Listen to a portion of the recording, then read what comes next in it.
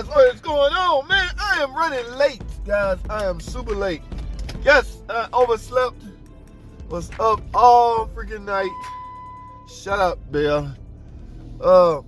Editing and doing some more computer crazy podcast stuff.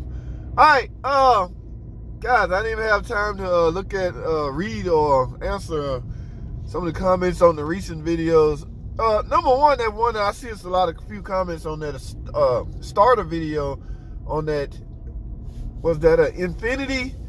Now, I didn't get to make out, God, I got to start doing that because people want to know this. The year, I'm sorry, Russ over at Shaw Family Videos was asking me the year.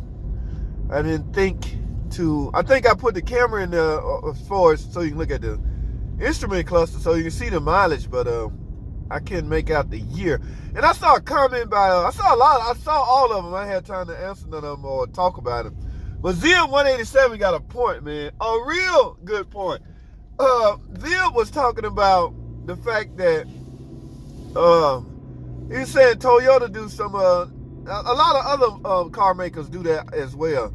Okay, I don't know if it's a location thing. This is the only place they have due to the design of the transmission or the engine. I'm not sure why they do it, or if that's the best spot for it. For all I know, or for all we know, that could be the best spot for it. But Zip hit home on something, guys, that I tend to talk about a lot. And this is so true, man. I like the way Zip think. He was saying that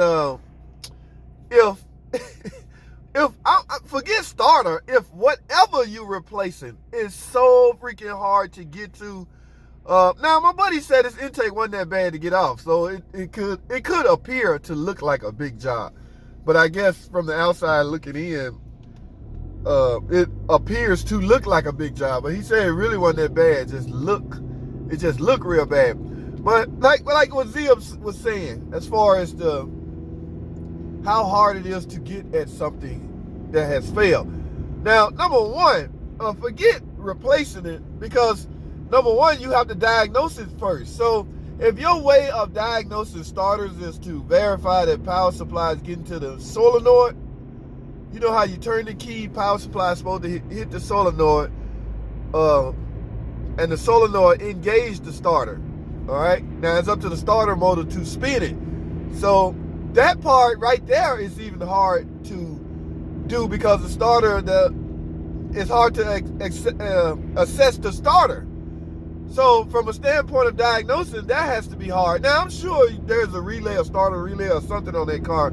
You can go straight to the starter relay, typical ISO relay, likely pin 87 going to be going to the starter. So when the coils are energized, the powered side pin of, I would say pin 30 should go over the pin 87, which is supposed to engage the starter solenoid. If everything is working and fine, you can diagnose it that way. And if you don't have any open circuits, remember, guys, you're limited or you're dependent on a closed circuit, a complete circuit for this to work. So I do all my no crank at the starter relay anyway. Stick straight 12 volts on pin 87. If that starter engages, you know the circuit is complete. All right. If you do that and it do not engage, then you either got an internally open starter or an open circuit. It's one of the two. So at that point, you're forced to gain access to the starter.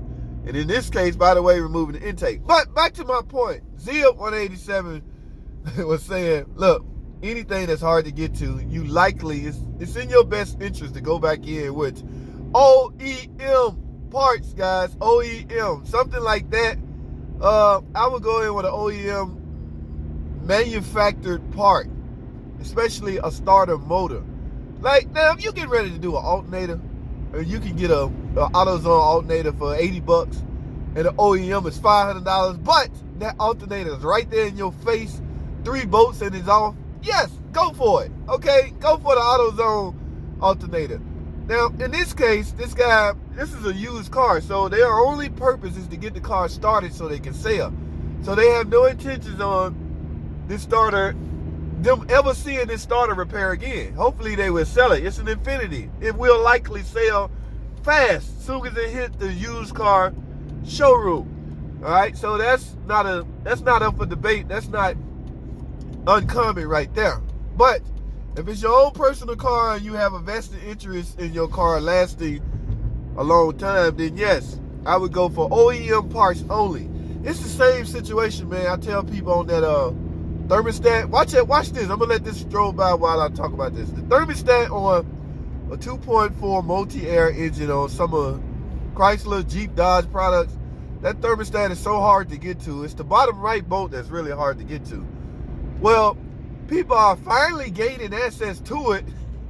You know, they remove a lot of stuff. Now they finally can get to it. And they'll go in with a cheap $20 thermostat from Blaine Smith Auto Parts Store. Now, sure, Blaine gonna give them a 1-year warranty because Blaine hoping it lasts a year. But 3 months later, they check engine light back on for a thermostat rationality code. And now at this point, they're thinking it's not the part because we just replaced it 3 months ago. So let's take it to the dealer now. It must be a dealer problem. And the dealer get it. In this case, this has happened with me. I get it. I go, yeah, you got a thermostat rationality. Guys, don't beat yourself up on that code. There's not much of anything that will cause that code except a thermostat. Okay, sure, you got to verify that your coolant level is up to par and there's no air pockets. You got to verify the cooling system is working as designed. But at the end of the day, it's simple. You're going to end up needing a thermostat. Same go with a CAT converter code. Stop beating yourself, wasting money on O2 sensors, chemical and all this stuff. That computer has picked up by way of the O2 sensors. Now, I would say O2 sensors can cause, it's hard to say, man. They can give off a code for CAT efficiency, but thermostats, guys, if you're going to do one, especially on a Tiger Shark or anything, like Zia was saying, anything hard to do, go in with a quality part. Even if it's not OEM, make sure it's quality, and they're going to offer some type of warranty, okay? Zip also reminded me that some Geo Metro, there is such vehicles out there with 3-cylinder engines. I think I said something about that as I was speaking, walking through the shop, but I didn't know that.